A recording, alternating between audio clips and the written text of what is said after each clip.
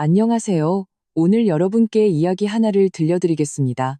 밤은 따뜻한 소미불처럼 부드럽게 전라도의 작은 읍내 지붕 위로 내려앉았습니다. 골목길의 돌담길에는 아직 한낮의 온기가 남아있었고 가끔 늦게 귀가하는 발소리가 들려왔지만 마치 고양이가 물 위를 걷는 듯 가벼워 이내 정적 속으로 사라졌습니다. 오늘 우리가 할 이야기는 바로 은천읍이라는 작은 마을에서 시작됩니다. 이야기의 주인공은 읍내 이씨 댁의 대릴사위 박성실입니다. 박성실은 은천읍 토박이가 아니라 저 멀리 강원도 산골 마을 출신입니다. 20살 되던 해 고향 친구를 따라 남쪽으로 일하러 왔다가 읍내 목공소에서 목수로 일하게 되었습니다. 그는 이름처럼 성실했고 키가 크고 어깨가 넓어 커다란 나무 문짝도 거뜬히 짊어질 정도였습니다. 그의 손바닥은 늘 끌과 톱을 쥐고 일한 탓에 거칠고 굳은 살이 박여 있었죠. 하지만 그의 성격은 그 다부진 체격과는 달리 아직 다듬지 않은 통나무처럼 순박했습니다. 목소리는 컸지만 늘 얼굴을 붉히기 일쑤였고 억울한 일이 있어도 따지기보다는 남이 부드러운 말 한두 마디만 건네면 모든 힘든 일을 속으로 사귀는 사람이었습니다. 목공소 사장님의 부인인 윤이모는 이수진의 먼 친척이었습니다. 박성실이 부지런하고 사람이 진국인 것을 눈여겨본 윤이모는 자기 조카딸에게 다리를 놓아주기로 마음먹었습니다. 이수진은 은천읍에서 나고 자란 처녀로 단아한 외모에 개울물처럼 맑고 빛나는 눈을 가졌습니다. 성격은 부드러우면서도 강단이 있었죠. 두 사람이 처음 만난 것은 윤이모네 집마당에서였습니다. 박성실은 물이 빠져 희끗희끗해진 작업복을 입고 석류나무 아래 서서 어쩔 줄 몰라하며 두 손을 만지작거렸습니다. 그의 얼굴은 나무에 달린 석류꽃처럼 새빨갰습니다. 오히려 이수진이 태연하게 시원한 보리차를 한 잔 건네며 나지막이 물었습니다. 성실 씨, 강원도의 겨울은 아주 춥지요? 그 한마디에 말문이 트였습니다. 박성실은 고향의 눈 이야기, 산에서 나는 야생 열매 이야기, 그리고 돈을 많이 벌어 가족들을 편하게 해주고 싶다는 이야기를 털어놓았습니다. 이수진은 은천읍의 다리 이야기, 자기 집 마당의 감나무 이야기, 그리고 어머니 김영옥 여사가 홀로 자신을 힘들게 키워온 이야기를 들려주었습니다. 두 사람 사이에는 거창한 사랑의 미러가 오가지 않았지만 오래된 친구처럼 이야기가 잘 통했습니다. 반년 후 양가 친지들의 축복 속에서 박성실과 이수진은 부부가 되었습니다. 결혼 후 두 사람은 이수진의 집에서 살게 되었습니다. 마당에 늙은 감나무 한 그루가 서 있는 2층 기와집이었습니다. 가을이 되면 그 향기가 온 동네에 퍼져나갔습니다. 이수진의 아버지는 일찍 돌아가셨고 김영옥 여사는 홀로 딸을 키우느라 성격이 다소 강해졌지만 마음씨는 따뜻한 분이었습니다. 그녀는 대릴사위로 들어온 이 북쪽 총각에 대해 처음에는 마음속으로 걱정이 많았습니다. 강원도 사내라 성격이 거칠고 한 곳에 정착하지 못할까봐, 그리고 무엇보다 딸에게 잘해주지 않을까봐 염려했습니다. 하지만 함께 지내면서 김영옥 여사의 마음은 차츰 놓였습니다. 박성실은 말수는 적었지만 모든 애정을 행동으로 보여주었습니다. 매일 퇴근하면 가장 먼저 부엌으로 들어가 김 여사를 도와 아궁이에 불을 떼거나 설거지와 마루 닦는 일을 도맡아 했습니다. 김 여사는 오래된 신경통으로 굳은 날이면 다리가 심하게 쑤셨습니다. 박성실은 이를 기억하고 매일 밤 따뜻한 물을 데워 족욕을 해드리고 무겁지도 가볍지도 않게 딱 좋은 압으로 다리를 주물러 드렸습니다. 지붕 수리, 장작 패기, 텃밭에 물주기 등 집안의 힘들고 굳은 일은 김 여사나 이수진이 손댈 틈도 없이 혼자 다 해냈습니다. 땀방울이 마룻바닥에 떨어져 부서져도 불평 한마디 없었습니다. 김 여사는 겉으로는 표현하지 않았지만 마음속으로는 이미 이사위를 친아들처럼 여기고 있었습니다. 그녀는 박성실이 돼지갈비찜을 좋아하는 것을 기억하고 매번 살이 흐물흐물해질 때까지 푹 익혀 기름지면서도 느끼하지 않게 만들어 주었습니다. 그가 위가 좋지 않은 것을 알고는 아침마다 미리 구수한 누룽지를 끓여놓고 직접 담근 무말랭이를 곁들여 주었습니다. 명절이 되면 손수 박성실을 위해 따뜻한 스웨터를 떠주곤 했는데 그 솜씨가 꼼꼼하여 튼튼하고 몸에 꼭 맞았습니다. 한 번은 목공소에 까다로운 손님이 찾아와 사사건건 트집을 잡으며 박성실에게 3번이나 수정을 요구하고는 결국 보름치 품삯을 깎아버렸습니다.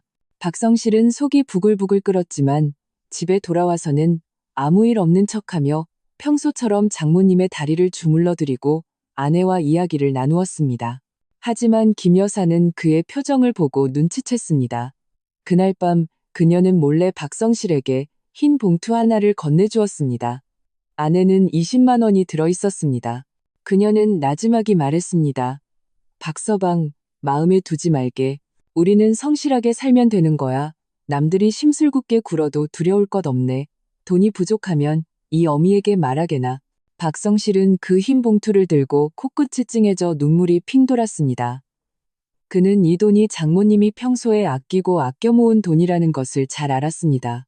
자신은 새 옷 한 벌, 맛있는 음식 한 번 제대로 사 먹지 않으면서 가장 좋은 것은 늘 그와 이수진에게 양보하는 분이었습니다. 그날 이후로 박성실은 장모님께 더욱 효도했습니다. 평소에 좋은 것이 생기면 가장 먼저 장모님을 떠올렸습니다. 공장에서 명절 선물이 나오면 가장 좋은 것을 집으로 가져왔고, 시장에서 신선한 과일을 보면 아무리 비싸도 조금 사서 장모님이 맛보시게 했습니다. 심지어 동료들과 돈을 모아 산 간식거리도 주머니에 넣어와 장모님과 아내에게 나누어 주었습니다. 이수진은 이 모든 것을 눈으로 보며 마음이 따뜻해졌습니다. 그녀는 자신이 사람을 잘못 보지 않았다는 것을 알았습니다. 박성실은 말주변은 없었지만 그녀와 어머니에게 가장 든든한 버팀목이 되어주었습니다. 부부의 삶은 평범했지만 따뜻했습니다. 매일 아침 함께 일어나 박성실은 출근하고 이수진은 집에서 어머니를 도와 집안일을 하거나 가끔 동네 작은 마트에서 아르바이트를 했습니다. 저녁에 박성실이 퇴근하면 세 식구는 교자상에 둘러앉아 저녁을 먹었습니다. 김 여사는 박성실에게 반찬을 덜어주고 이수진은 남편에게 국을 떠주었습니다. 웃음꽃을 피우며 나누는 대화 속에 음식은 더욱 맛있어졌습니다. 마당의 늙은 감나무는 해마다 무성해졌고 박성실과 이수진이 결혼한 지도 어느덧 3년이 다 되어갔습니다. 읍내 사람들은 이시댁 사위 이야기를 할 때마다 엄지손가락을 치켜 세웠습니다. 모두들 김 여사가 복이 많아 저렇게 효심 깊고 능력 있는 사위를 얻었다고, 이수진은 운이 좋아 저렇게 성실하고 믿음직한 남편과 결혼했다고 말했습니다. 그럴 때마다 박성실은 그저 해해하고 웃으며 머리를 극적이며 말했습니다. 다 당연한 겁니다. 장모님과 수진이가 저한테 잘해주니 저도 잘해야죠. 세월은 은천읍의 개울물처럼 잔잔하고 평온하게 흘러갔습니다. 그 누구도 한가위 추석날의 잔치가 이 평온한 삶에 작은 파문을 일으킬 것이라고는 예상하지 못했습니다. 그날따라 달이 유난히 둥글고 밝아 마치 은쟁반이 하늘에 걸린 듯 했습니다. 맑은 달빛이 마당 전체를 환하게 비추었습니다. 이 시댁에는 친척들이 많이 찾아와 집 안팎이 사람들로 가득 찼습니다. 웃음소리와 술잔 부딪히는 소리가 끊이지 않았습니다. 사위인 박성실은 자연스럽게 사람들의 술권유 대상이 되었습니다. 그는 성격이 순박하여 거절할 줄 몰랐고 주는 술을 한 잔 두 잔 받아 마시다 보니 뺨은 점점 붉어지고 눈빛도 흐릿해졌습니다. 그가 기억하는 것은 술을 아주 많이 마셨다는 것, 귓가에 맴도는 친척들의 웃음소리와 장난기 어린 외침, 그리고 코끝을 맴도는 음식 냄새와 향긋한 술 내음뿐이었습니다. 나중에 누군가 그를 부추겨 일으키며 시간이 늦었으니 이제 그만 쉬라고 했습니다. 그는 고개를 끄덕이며 비틀거리는 걸음으로 앞으로 나아갔습니다. 머릿속은 솜 위를 걷는 것처럼 어지러질했습니다. 얼마나 걸었는지 어느 길로 갔는지도 몰랐습니다. 눈앞의 문들이 모두 똑같이 흐릿하게 보일 뿐이었습니다. 마침내 그는 문 하나를 밀고 들어갔고 익숙하면서도 은은한 빨랫비누 향기를 맡자 더 이상 버티지 못하고 푹신한 이부자리 위로 쓰러져 이내 코를 골기 시작했습니다. 그는 몰랐습니다. 그 문 너머는 자신과 이수진의 방이 아니라 장모 김영옥 여사의 침실이었다는 것을. 그리고 그 순간 침대에 누워있던 김 여사는 이 갑작스러운 소란에 잠이 깼습니다. 창밖으로 들어오는 달빛에 의지해 침대 가장자리에 엎드린 사람이 술 취한 사위 박성실이라는 것을 확인했습니다. 김 여사는 처음에는 잠시 멍하니 있다가 미간을 살짝 찌푸렸습니다. 막 그를 깨우려 입을 열려던 순간 박성실의 잠든 얼굴과 아직 마르지 않은 이마의 땀방울, 그리고 술기운으로 발그레해진 뺨을 보자 입가에 맴돌던 말이 다시 목구멍으로 넘어갔습니다. 그녀는 가볍게 한숨을 쉬었고 눈빛은 점차 부드러워졌습니다. 입가에는 심지어 옅은 미소까지 번졌습니다. 그녀는 달빛처럼 가볍게 조용한 방 안에 내려앉는 목소리로 나지막이 읊조렸습니다. 젊은이 기운도 좋지. 이렇게나 마셨는데 눕자마자 잠드는 걸 보니 피곤하지도 않나 보네. 추석의 달빛은 평소보다 더욱 맑게 빛났습니다. 마치 녹아내린 은처럼 기와집 처마를 따라 흘러내려 마당의 얇은 빛에 막을 드리웠습니다. 늙은 감나무 가지가 비스듬히 달빛 속으로 뻗어 있었고 자잘한 노란 꽃들이 가지마다 가득 매달려 있었습니다. 바람이 불자 그 향기가 달빛을 머금고 밀려와 사람들의 코끝으로 스며들었습니다. 달콤하면서도 취할 듯한 따스함이 느껴졌습니다. 김영옥 여사는 아침 일찍부터 분주했습니다. 부엌에서는 온종일 불기가 꺼지지 않았습니다. 짭짤한 잡채 냄새, 달콤한 갈비찜 냄새, 고소한 생선전 냄새가 감꽃 향기와 어우러져 집 안팎으로 퍼져나갔습니다. 지나가던 이웃들이 코를 킁킁거리며 담 너머로 물었습니다. 영옥 언니, 오늘 잔치 아주 푸짐하게 하시네. 김 여사는 파란 무명 앞치마를 두른 채 파릇파릇한 채소를 다듬으며 환하게 웃었습니다. 그럼요, 애들이 다 모였는데 시끌벅적해야지요. 그녀의 얼굴에는 감출 수 없는 기쁨이 가득했고 눈가의 주름마저 활짝 펴졌습니다. 이수진은 옆에서 콩깍지를 까며 어머니를 돕다가 이따금씩 바쁘게 움직이는 어머니의 뒷모습을 보며 미소 지었습니다. 박성실은 아침 일찍 장모님의 심부름으로 읍내시장에 다녀왔습니다. 묵직한 장바구니를 들고 돌아왔을 때 이마에는 송골송골 땀이 맺혀 있었지만 숨 돌릴 틈도 없이 부엌으로 들어가 장작을 패고 아궁이에 불을 지폈습니다. 활활 타오르는 불길이 손바닥을 핥았고 그의 얼굴은 불빛에 붉게 달아올랐습니다. 해질 무렵 친척들이 속속 도착했습니다. 먼저 이수진의 외삼촌과 외숙모가 사촌 동생들을 데리고 왔습니다. 외삼촌은 문에 들어서자마자 박성실의 어깨를 툭 치며 웃었습니다. 박서방, 오늘 나랑 한잔해야지. 이어서 이수진의 몇몇 사촌 형제들과 읍내에서 가깝게 지내는 이웃들이 찾아왔습니다. 작은 마당은 순식간에 시끌벅적해졌습니다. 아이들은 감나무 아래서 김 여사가 준비해준 약과를 손에 들고 깔깔거리며 뛰어놀았습니다. 어른들은 마당의 교자상에 둘러앉아 해바라기 씨를 까먹으며 이런저런 동네 소식을 나누었습니다. 분위기는 무척이나 화기애애했습니다. 박성실은 상석 옆자리에 앉게 되었습니다. 왼쪽에는 외삼촌, 오른쪽에는 사촌형이 앉았는데 둘 다 술을 좋아하는 주당들이었습니다. 교자상 위에는 곧 음식들이 가득 차려졌습니다. 윤기가 자르르 흐르는 돼지갈비찜, 노릇노릇 바삭하게 부친 생선전, 먹음직스러운 잡채, 향긋한 닭볶음탕, 그리고 각양각색의 제철 나물까지 상다리가 휘어질 듯한 진수성찬에 눈이 휘둥그레졌습니다. 김 여사는 마지막 음식인 김이 모락모락 나는 송편한 접시를 내놓으며 말했습니다. 다들 사양 말고 많이들 들어요. 내가 직접 빚은 송편이야. 꿀깨소를 넣었지. 박서방, 자네 단 것 좋아하지 않나? 2개 더 먹게. 박성실은 얼른 일어나 감사 인사를 하고 송편 하나를 집어 물었습니다. 달콤하고 고소한 꿀깨소가 입안에서 녹아내리며 소리향과 어우러져 무척이나 맛이 좋았습니다. 술이 몇 순배 돌고 음식을 어느 정도 먹자 본격적으로 술을 권하는 시간이 시작되었습니다. 외삼촌이 먼저 술잔을 들고 박성실을 향해 말했습니다. 박서방, 자네는 우리 씨 집안의 좋은 사위야. 효심도 깊고 성실하지. 외삼촌이 한 잔 주겠네. 자네와 수진이 앞날이 지금보다 더 번창하길 바라네. 그는 자신의 잔에 담긴 소주를 단숨에 들이켜고는 빈잔을 박성실에게 보여주었습니다. 박성실은 가득 채워진 소주잔을 보고 조금 난감해졌습니다. 그는 술이 세지 않아 평소에는 기껏해야 한두 잔 마시는 정도였습니다.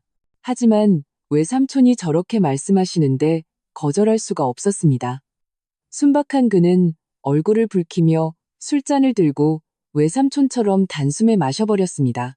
소주의 맵고 쓴맛이 목구멍을 타고 내려가자 목이 타는 듯 뜨거워졌고 뺨은 순식간에 더 붉어졌습니다.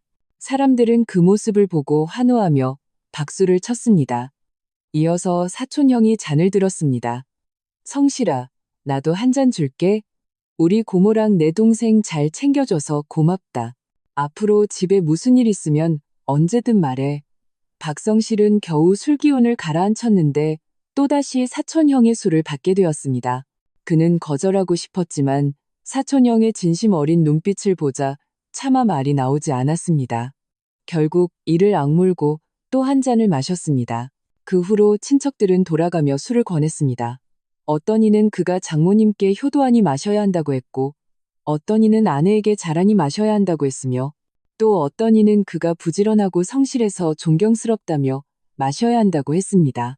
박성실은 거절하는 법도 몰랐고, 체면 때문에 뿌리치지도 못하고, 그저 한 잔, 두 잔 계속 받아 마셨습니다.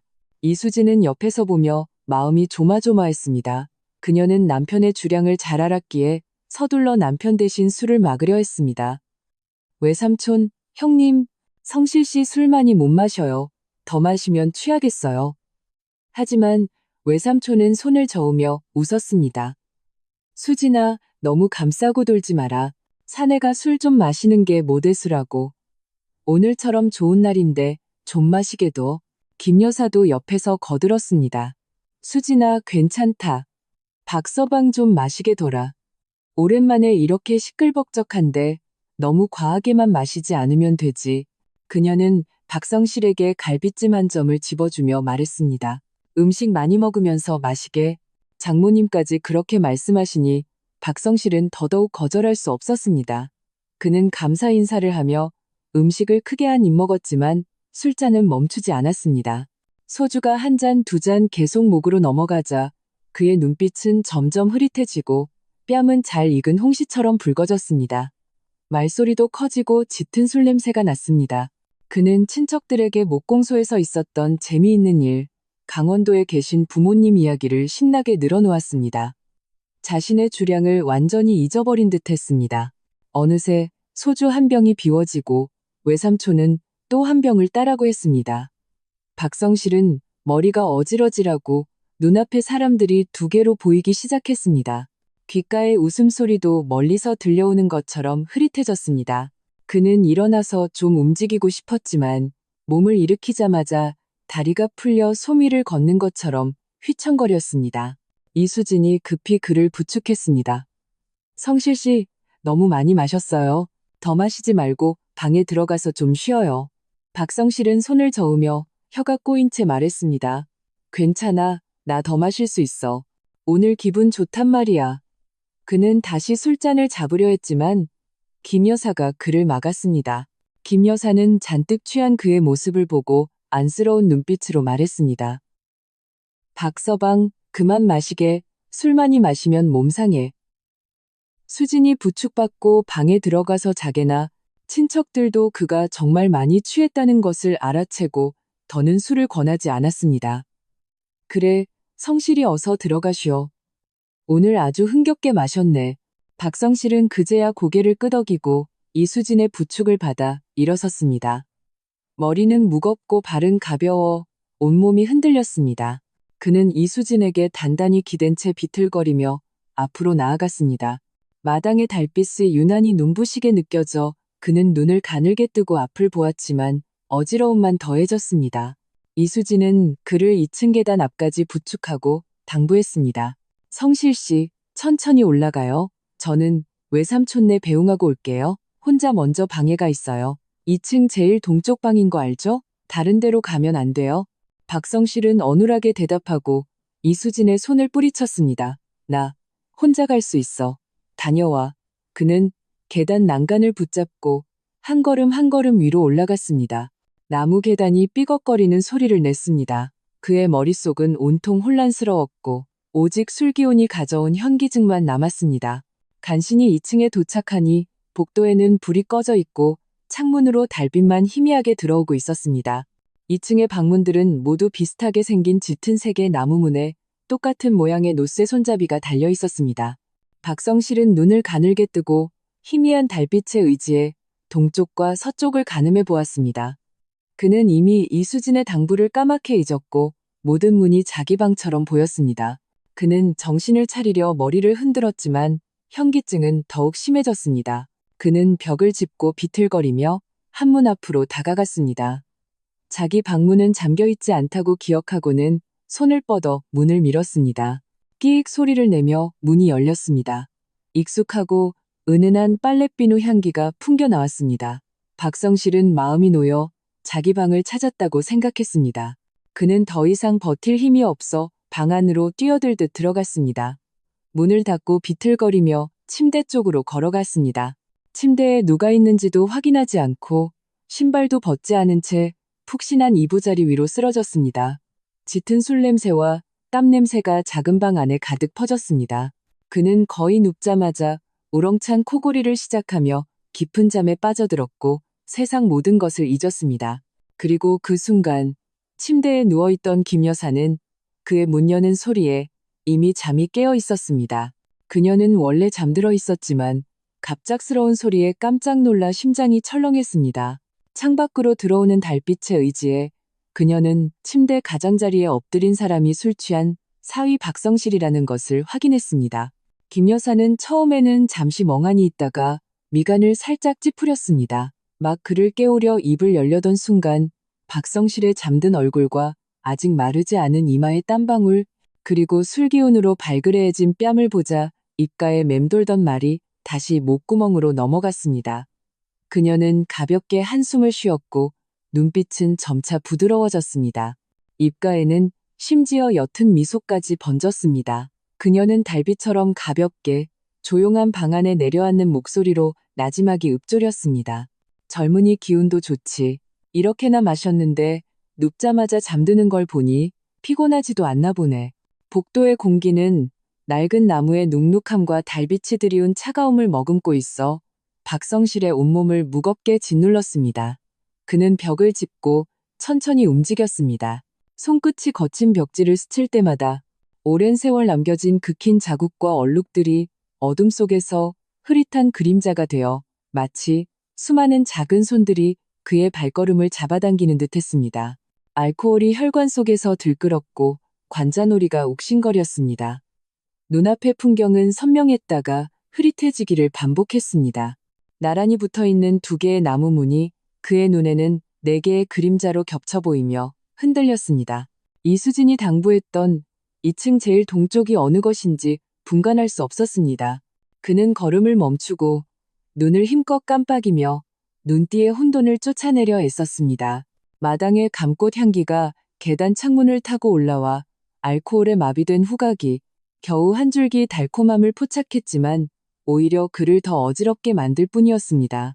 그는 자기 방 문고리에 이수진이 엮어준 붉은 놀이개가 걸려 있었다는 것을 기억했지만 지금 희미한 달빛에 비친 두 문고리는 모두 차갑고 딱딱한 노쇠빛을 띠고 있을 뿐이었습니다. 수진이가 빨려고 떼어놓았나 보네. 그의 머릿속에 그런 생각이 스쳤지만 이내 더 강한 현기증에 휩쓸려 더 이상 자세한 것을 떠올릴 수 없었습니다. 비틀거리며 두 걸음 앞으로 나아간 그는 먼저 왼쪽 문을 밀어보았습니다. 문은 꼼짝도 하지 않았습니다. 잠겨있는 모양이었습니다. 하지만 오른쪽 문은 그의 손끝이 닿는 순간 그의 곤경에 화답하듯 끼익하는 가벼운 소리를 냈습니다. 박성실은 마음속으로 안도의 한숨을 내쉬며 제대로 찾아왔다고만 생각했습니다. 더 생각할 겨를도 없이 온 힘을 다해 문을 밀어 틈을 만들고는 몸을 옆으로 비틀어 안으로 들어갔습니다.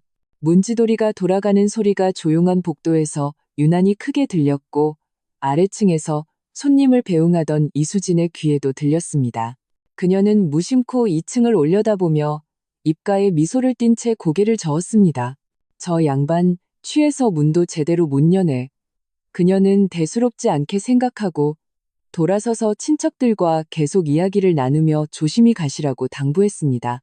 자신의 남편이 지금 어머니의 침실로 들어가고 있다는 것은 꿈에도 모른 채였습니다.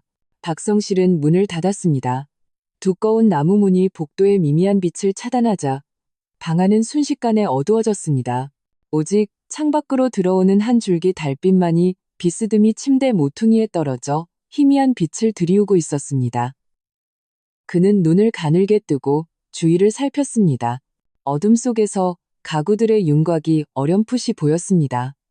낡은 화장대 위에는 노쇠 거울대가 놓여 있었고 미약한 빛을 반사하며 마치 뜨고 있는 눈처럼 보였습니다. 머리가 혼미했던 그는 이 방의 구조가 익숙하면서도 낯설다고 느꼈지만 온몸의 피로와 술기운이 너무 거세게 몰려와 깊이 생각할 틈이 없었습니다. 코끝으로 은은한 빨랫비누 향기가 스며들었습니다. 그것은 김 여사가 오랫동안 빨래와 머리 감는 데 사용하며 남은 냄새였습니다. 박성실은 이 집에서 3년을 살면서 이미 익숙해진 냄새였기에 그저 방이 환기가 잘 안 되어 마당에 널어놓은 빨래 냄새가 밴 것이라고만 생각했습니다. 그는 머리를 흔들다 발을 헛디뎠고 기억 속 침대 방향으로 풀썩 쓰러졌습니다. 무릎이 침대 모서리에 세게 부딪혀 신음이 터져 나왔지만 허리를 굽혀 주무를 힘조차 없었습니다. 그는 허둥지둥 부드러운 이불을 붙잡고 마치 구명떠처라도 잡은 듯 그 위로 머리를 박았습니다. 뺨은 햇볕 냄새가 나는 소미불에 파묻혔습니다. 짙은 술 냄새가 호흡을 따라 이불에 배었고 그의 파란 작업복에는 아직 작업장의 톱밥과 땀 냄새가 묻어 있었습니다. 신발도 벗지 않은 채 흙 묻은 신발바닥이 새하얀 침대 시트에 닿았지만 그는 이미 그런 것을 신경 쓸 겨를이 없었습니다. 알코올이 가져온 졸음이 파도처럼 그를 덮쳤습니다. 눈꺼풀은 납덩이를 매단 듯 무거웠습니다. 눕자마자 몇 초도 지나지 않아 균일하고 우렁찬 코골이가 그의 목구멍에서 터져 나왔고 그 진동에 침대판마저 가볍게 떨리는 듯했습니다. 침대 안쪽에 누워있던 김 여사는 이미 이 일련의 소란에 잠이 깨어 있었습니다. 그녀는 원래 깊이 잠들어 있었지만 수년간 홀로 가정을 꾸리며 반평생을 고생한 탓에 잠이 얕았습니다. 문이 삐걱거리는 소리에 잠이 깼고 이어서 들려온 묵직한 발소리, 부딪히는 소리, 그리고 확 끼쳐오는 짙은 술 냄새에 심장이 덜컥 내려앉았습니다. 그녀는 무의식 중에 이불을 꽉 쥐고 숨을 죽였습니다. 그녀는 몸을 옆으로 돌려 그 한 줄기 달빛에 의지해 침대 가장자리에 엎드린 사람을 조심스럽게 살폈습니다. 처음에는 익숙한 파란 작업복을 입은 커다란 등만 보였습니다. 그 넓은 어깨와 단단한 등은 분명 그녀의 사위 박성실이었습니다. 김 여사의 미간이 순간 찌푸려졌고 마음속에 놀라움과 불쾌감이 스쳤습니다. 이 아이가 어쩌자고 이렇게 취해서 방까지 잘못 찾아온담. 그녀는 원래 그를 깨우려고 입을 열려 했고 목소리는 이미 목구멍까지 차올랐습니다. 하지만 그의 모습을 똑똑히 본 순간 입가에 맴돌던 말이 다시 들어갔습니다. 달빛이 마침 박성실의 얼굴에 내려앉았습니다. 그는 미간을 살짝 찌푸리고 있었는데 마치 꿈속에서도 술에 취한 불편함을 겪고 있는 듯했습니다. 이마에 땀방울이 뺨을 타고 흘러내려 이불 위에 떨어져 작은 젖은 자국을 남겼습니다. 그의 입술은 살짝 벌어져 있었고 거친 숨소리에는 술 냄새가 섞여 있었지만 어딘가 세상 물정 모르는 순박함이 묻어났습니다. 김 여사는 조용히 그를 바라보았습니다. 마음속의 불쾌감은 점차 사라지고 그 자리에는 복잡한 감정이 들어찼습니다. 그녀는 박성실이 처음 대릴사위로 들어왔을 때 비록 체격은 좋았지만 어딘가 수줍음 타던 풋풋한 청년이었던 것을 떠올렸습니다. 3년이 지나 그는 풋풋함이 좀 가시고 어깨는 더욱 넓어져 이 집의 진정한 기둥이 되었습니다. 얼마나 많은 새벽을 그의 장작 패는 소리와 물 깃는 소리에 잠에서 깼던가. 얼마나 많은 굳은 날에 그녀의 신경통이 도질 때마다 그가 곁에 쭈그리고 앉아 끈기 있게 다리를 주물러 주었던가. 얼마나 많은 어려운 일이 닥쳤을 때 그가 묵묵히 모든 것을 짊어지고 불평 한마디 하지 않았던가. 그녀는 가볍게 한숨을 내쉬며 그의 이마에 맺힌 땀방울을 닦아주려 손을 뻗었습니다. 손가락이 그의 피부에 닿기 직전 그녀는 조용히 손을 거두었습니다. 이 아이 너무 피곤하겠지. 목공소 일은 원래 고된 일이라 이른 아침부터 밤늦게까지 일해서 버는 돈은 모두 피땀 어린 돈이었습니다. 평소에는 아끼고 아껴 가장 좋은 것을 그녀와 수진에게 양보했습니다. 오늘처럼 기쁜 날, 친척들에게 그렇게 많은 술을 권유받았으니 정말 버티기 힘들었을 것입니다. 이렇게 취했음에도 불구하고 그저 깊이 잠들었을 뿐 헛소리를 하거나 주정을 부리지 않는 그의 모습을 보며 김 여사의 입가에는 저도 모르게 옅은 미소가 번졌습니다. 그 미소에는 안쓰러움, 흐뭇함, 그리고 세월에 대한 감회가 담겨 있었습니다. 그녀는 젊었을 때 자신의 남편도 이렇게 튼튼하고 술 몇 잔 마시는 것을 좋아했으며 취하면 이렇게 눕자마자 잠들었던 것을 떠올렸습니다. 그 시절은 비록 가난했지만 이런 든든한 따스함이 있었습니다. 얼마나 오래되었던가. 남편이 세상을 떠난 후 그녀는 다시는 이런 시끌벅적함과 안정감을 느껴보지 못했습니다. 박성실의 등장은 이 적막한 집에 온기를 더해주었고 삶을 다시 활기차게 만들어주었습니다. 그녀는 침대 가장자리에 엎드려 잠든 사위를 그의 젊고 단단한 팔뚝을 바라보며 나지막이 읊조렸습니다. 그 목소리는 달빛 아래 깃털처럼 가벼워 조용한 방 안에 내려앉아 오직 그녀 자신만이 들을 수 있었습니다. 젊은이 기운도 좋지. 이렇게나 마셨는데 눕자마자 잠드는 걸 보니 피곤하지도 않나 보네. 말을 마친 그녀는 조용히 몸을 움직여 박성실에게 더 많은 자리를 내주었습니다. 자신이 너무 세게 움직여 그의 단잠을 깨울까봐 조심하면서 방 안에는 박성실의 균일한 코골이 소리와 창밖에서 가끔 들려오는 벌레 소리만이 남았습니다. 달빛은 조용히 흘러 이 세상의 평온함을 부드럽게 감싸 안았고 마치 시간마저 발걸음을 늦춘 듯 했습니다. 달빛은 부드러운 흰 비단처럼 커튼 틈으로 스며들어 마룻바닥에 자잘한 무늬를 짜내며 방 안의 모든 것을 몽롱한 온기로 물들였습니다. 김영옥 여사는 조용히 누워 곁에서 들려오는 박성실의 균일한 코골이 소리에 귀를 기울였습니다. 그 소리는 귀에 거슬리지 않고 오히려 산골짜기의 개울물처럼 안정적이고 편안한 삶의 소리처럼 느껴졌습니다. 그녀는 불을 켜지도 그를 깨우지도 않고 그저 희미한 빛에 의지해 술에 취해 자신의 방으로 잘못 들어온 이 사위를 몇 번이고 다시 쳐다보았습니다. 박성실은 깊이 잠들어 있었습니다. 미간을 이따금씩 찌푸리는 것이 마치 꿈속에서도 목공소 일을 고민하는 듯했고 또 어떨 때는 미간을 활짝 펴고 입가에 옅은 미소를 띠는 것이 아마도 즐거운 꿈을 꾸는 듯했습니다. 그의 손은 침대 가장자리에 놓여 있었는데 마디가 굵고 손바닥에 굳은 살이 달빛 아래 어렴풋이 보였습니다. 그것은 오랜 세월 끌과 톱을 주며 생긴 흔적이자 이 가정을 지탱하는 힘의 증거였습니다. 김 여사의 시선이 그의 손에 머물렀을 때 마음속에서 시큰하면서도 따뜻한 감정이 피어올랐습니다. 이 손은 그녀를 위해 장작을 팼고 물을 길었고 지붕을 수리했고 다리를 주물러 주었으며 약을 가져다 주었고 그녀가 좋아하는 나무 빗을 만들어 주었습니다. 모든 굳은 살 속에는 이 가정에 대한 책임감과 진심이 담겨 있었습니다. 그녀는 자신의 남편 이수진의 아버지를 떠올렸습니다. 젊었을 때 그도 이렇게 튼튼하고 넓은 어깨와 단단한 팔뚝을 가진 마을에서 유명한 일꾼이었습니다. 그때 그들도 이 집에서 살았고 마당의 감나무는 막 심어져 가지가 아직 가늘었습니다. 매년 가을 거디 때면 남편은 밭에서 돌아와 이렇게 지친 몸으로 마루에 쓰러져 잠들었고 코골이 소리는 마당 밖까지 들렸습니다. 그때 그녀는 항상 당신도 참 이렇게 피곤하면서 쉴 줄도 몰라요 라고 타박했지만 남편은 늘 해에 웃으며 그녀의 손을 잡고 말했습니다. 안 피곤해. 당신과 우리 딸을 위해서라면 사는 게 어찌 피곤하겠어. 하지만 하늘은 무심했습니다. 이수진이 5살 되던 해 남편은 산에서 나무를 하러 갔다가 산사태를 만나 다시는 돌아오지 못했습니다. 그날은 비가 아주 많이 내렸고 계곡물이 불어나 산길을 휩쓸어 버렸습니다. 그녀는 어린 이수진을 안고 산기슭에서 밤새 기다렸지만 기다림 끝에 돌아온 것은 남편의 차가운 시신이었습니다. 그날 이후로 그녀는 과부가 되어 홀로 딸을 키우며 이 가정을 지탱했습니다. 그 세월의 고통은 오직 그녀 자신만이 알았습니다. 낮에는 밭에서 일하고 밤에는 배를 짜서 이수진의 학비를 벌었습니다.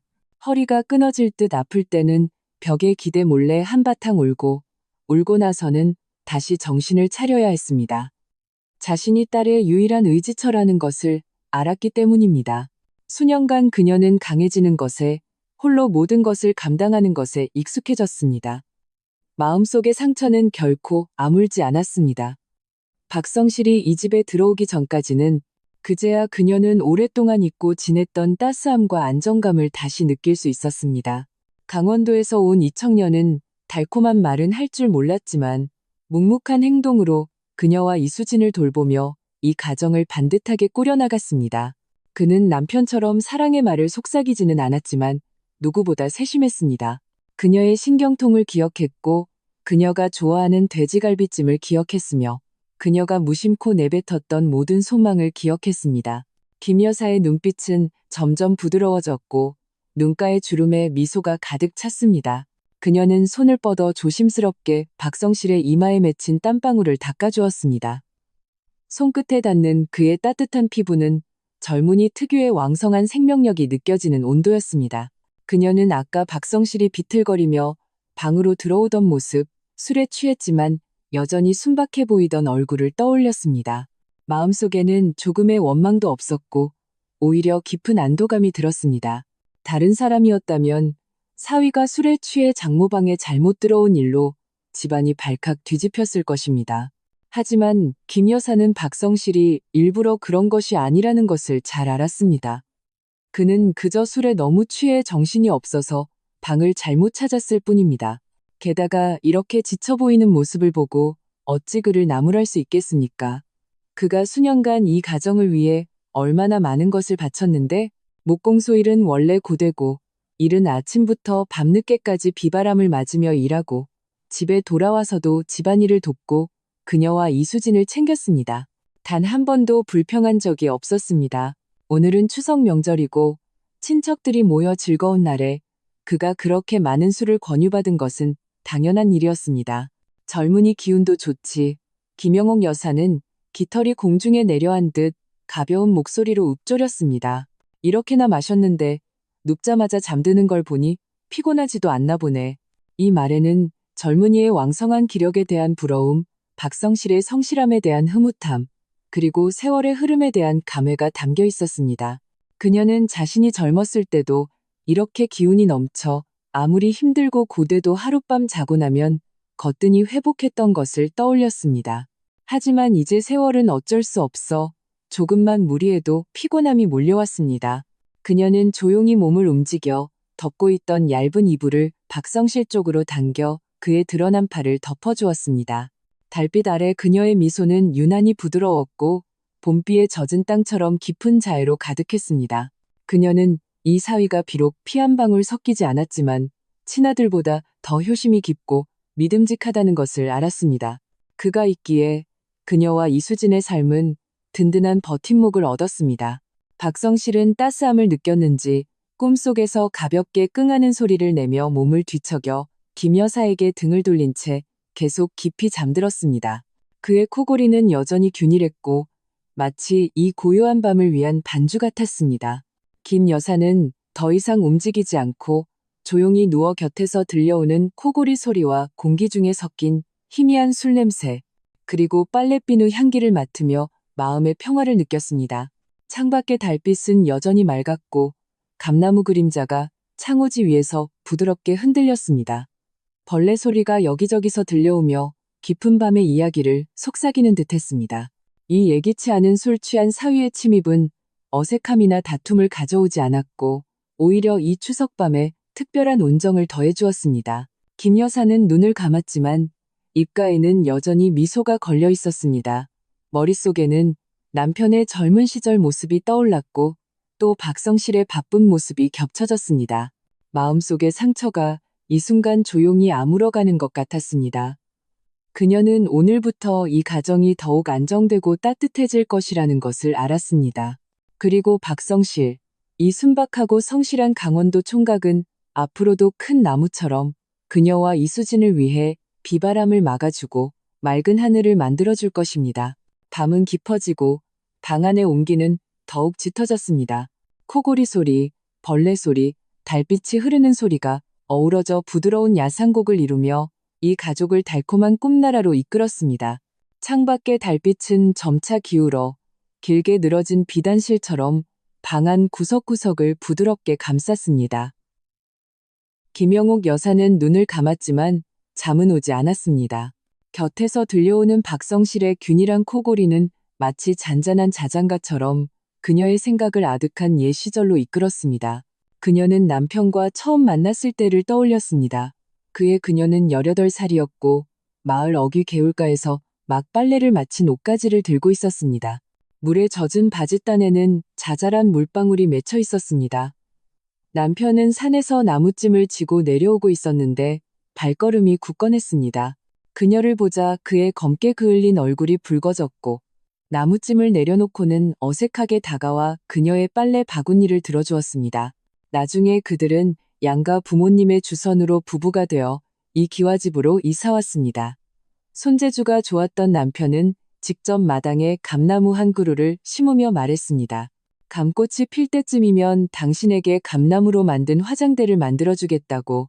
감나무는 점점 자라 첫 꽃을 피웠을 때 향기가 온 마당을 가득 채웠습니다. 남편은 정말로 그녀에게 자잘한 감꽃 무늬가 새겨진 작고 예쁜 화장대를 만들어 주었습니다. 그 표면은 매끄럽고 윤이 났습니다. 그날 밤 그는 어린이 수진을 안고 감나무 아래 앉아 산골 노래를 불러주었고 그녀는 화장대에 앉아 그 부녀를 바라보며 입가에 번지는 미소를 감추지 못했습니다. 그 시절은 비록 가난했지만 희망으로 가득했습니다. 그녀는 그런 날들이 영원히 계속될 것이라고 믿었습니다. 하지만 운명은 잔인했습니다. 이수진이 5살 되던 해 여름 비가 유난히 많이 내려 보름 동안이나 그치지 않았습니다. 그날 아침 남편은 평소처럼 산에 나무를 하러 갔습니다. 떠나기 전 이수진의 머리를 쓰다듬으며 저녁에 나무팽이를 만들어주겠다고 약속했습니다. 하지만 그는 그 길로 다시는 돌아오지 못했습니다. 정오 무렵 산사태가 일어나 산길을 덮쳤고 마을 사람들은 하류강가에서 그를 발견했습니다. 그의 손에는 막 잘라낸 나뭇가지가 단단히 쥐어 있었고 몸은 이미 차갑게 식어 있었습니다. 김 여사는 그때의 자신을 아직도 기억합니다. 온몸의 기운이 빠져나간 듯 강가에 주저앉아 끊어진 구슬처럼 눈물을 흘렸지만 소리내어 울 수도 없었습니다. 어린 이수진이 그녀의 옷자락을 잡고 수줍게 물었습니다. 엄마, 아빠는 언제 와서 팽이 만들어줘요?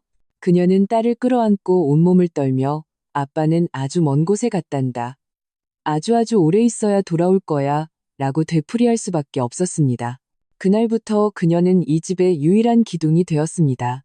낮에는 땡볕 아래서 밭일을 하며 남자가 짊어져야 할 무거운 짐을 짊어졌습니다. 손에는 두꺼운 굳은 살이 박였고 허리는 점점 굽어갔습니다. 밤에는 호롱불 아래서 배를 짜 이수진의 학비를 벌었습니다. 종종 밤늦도록 바느질을 하느라 눈이 새빨갛게 충혈되었습니다. 몇 번은 너무 지쳐 배틀에 기댄 채 잠들었고 깨어났을 때 얼굴에는 마르지 않은 눈물 자국이 남아 있었습니다. 이수진은 일찍 철이 들어 어릴 때부터 집안일을 돕고 불을 떼고 빨래하고 닭 모이를 주었습니다. 어느 해 겨울 이수진이 심한 감기에 걸려 고열이 내리지 않았습니다. 마을 의원이 몇 번이나 다녀갔지만 차도가 없었습니다. 김 여사는 딸을 업고 한 걸음 한 걸음 읍내 병원으로 달려갔습니다.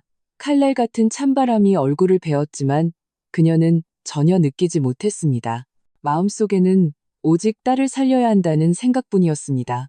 그 순간 그녀는 남편이 곁에 있어 주기를 단 한마디의 위로라도 기댈 곳이라도 되어주기를 얼마나 바랐는지 모릅니다. 그 힘겨운 날들은 무딘 칼날처럼 그녀의 의지를 조금씩 갉아먹었지만 동시에 그녀를 더욱 강인하게 만들었습니다. 그녀는 홀로 비바람에 맞서는 법을 배웠고 모든 서러움과 고통을 속으로 삼키는 법을 배웠습니다. 오직 딸 앞에서만 가장 강한 모습을 보였습니다. 그녀는 자신의 남은 생이 이렇게 외로움과 고생 속에서 지나갈 것이라고 생각했습니다. 박성실이 이 집에 들어오기 전까지는 강원도에서 온 이 청년은 순박함과 진심을 가득 안고 마치 한 줄기의 쌀처럼 그녀의 잿빛 삶을 비추었습니다. 그가 처음 그녀의 다리를 주물러 줄 때 손길은 서툴렀지만 무척이나 진지했습니다. 이마에는 송골송골 땀이 맺혔고 입으로는 계속 어머님, 이 정도면 괜찮으세요? 너무 약하지는 않고요? 라고 물었습니다. 그가 처음 돼지갈비찜을 만들었을 때 조금 태웠지만 멋쩍게 머리를 극적이며 말했습니다. 어머님, 수진아, 다음에는 꼭 잘 만들게. 그가 처음 지붕을 수리할 때 사다리를 타고 오르내리며 온몸에 먼지를 뒤집었었지만 웃으며 말했습니다. 어머님, 이제 지붕에서 빗을 일은 없을 거예요. 이런 사소한 순간들이 진주처럼 꿰어져 김 여사의 남은 날들을 채웠고 그녀에게 다시 가정의 따뜻함을 느끼게 해주었습니다. 그녀는 곁에서 잠든 박성 씨를 바라보며 마음속에 감사함이 가득 차올랐습니다. 이 순박한 청년이 아니었다면 그녀와 이수진의 삶은 아마도 여전히 그렇게 쓸쓸하고 힘들었을 것입니다. 바로 그때 박성실이 꿈속에서 가볍게 끙하는 소리를 내며 미간을 찌푸렸습니다. 마치 어려운 문제라도 만난 듯 했습니다. 그는 어눌하게 중얼거렸는데 목소리는 끊겼지만 김 여사의 귀에는 똑똑히 들렸습니다. 어머님, 수진아, 걱정 마. 내가 열심히 일해서 돈 많이 벌어서 잘 살게 해줄게. 김 여사의 마음이 순간 뜨거워지며 눈시울이 붉어졌습니다. 그녀는 박성실이 진심으로 그녀와 이수진을 마음에 품고 있다는 것을 알았습니다. 이 말은 술김에하는 헛소리가 아니라 그의 마음속 깊은 곳에 담긴 가장 진솔한 약속이었습니다. 말주변이 없는 이 청년은 결코 번지르르한 말을 하지 않았지만 이 가정에 대한 책임감과 그녀와 이수진에 대한 애정을 매일의 행동 속에 그리고 술 취한 꿈결의 잠꼬대 속에 녹여냈습니다. 그녀는 며칠 전 박성실이 목공소에서 돌아와 작고 예쁜 나무빗 하나를 건네며 했던 말을 떠올렸습니다. 어머님, 빗이 낡아 보여서 하나 만들어 왔어요. 한번 써보세요. 손에 맞는지. 그 빗은 좋은 복숭아나무로 만들어져 빗살이 매끄럽고 둥글게 다듬어져 있었고 빗등에는 작은 감꽃이 새겨져 있었습니다. 그녀는 이것이 그가 퇴근 후 시간을 쪼개 조금씩 깎고 다듬어 만든 것이며 모든 칼자국에 그의 효심이 담겨 있다는 것을 알았습니다.